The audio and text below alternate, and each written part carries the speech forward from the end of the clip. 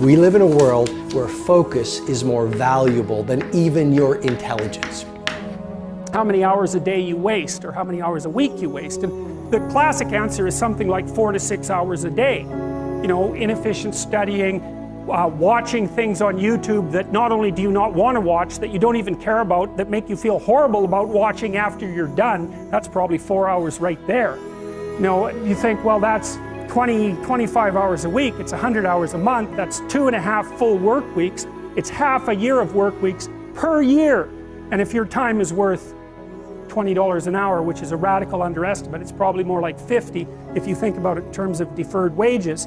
If you're wasting 20 hours a week, you're wasting $50,000 a year. If you look at many of the most creative and productive people on the planet, they are doing and working in such vastly different ways.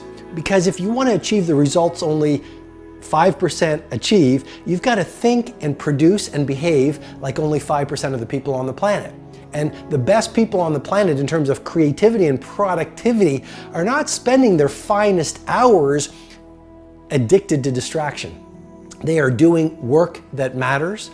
They're not doing fake work, they're doing real work. And so if your life isn't everything it could be, you could ask yourself, well, what would happen if you just stopped wasting the opportunities that are in front of you? You'd be who knows how much more efficient.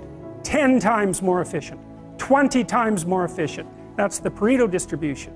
You have no idea how efficient people get. It's off the charts. It's a constant storm to try to figure out what you're about, and you change. At 26, you're all about the hustle, you're gonna be a billionaire, this and that, and then you go to the bar one night and you fall in love. And it changes what you care about, right? And then you have a child, and then this happens, and then that happens. Things change. You just have to always consistently try to figure out what's driving you, and not because other people are watching, and not because that's what your dad wants, and not because that's what you said was gonna happen, and it doesn't look like it, and your family's gonna judge you. You just have to be as real with yourself as possible, and that is a very difficult struggle, but when you're not, you create enormous vulnerability and unhappiness. A lot of us get to work and we spend our best hours on our least important activities. We get to work and we start checking our social feed. We get to work and we check our text. We get to work and we chit chat at the water cooler about the latest TV show that we watched last night.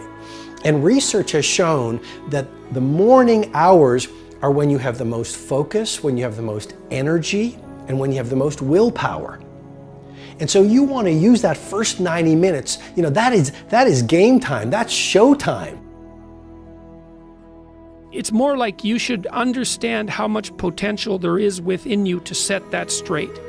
And then you should do everything you can to manifest that in the world, and it will set it straight. And that's better than self-esteem. It's like you're in a crooked, horrible position. Okay, fine, there's a lot of suffering and pain associated with that. Yeah, you can't just feel good about that because it's not good. But you can do something about it. You can genuinely do something about it.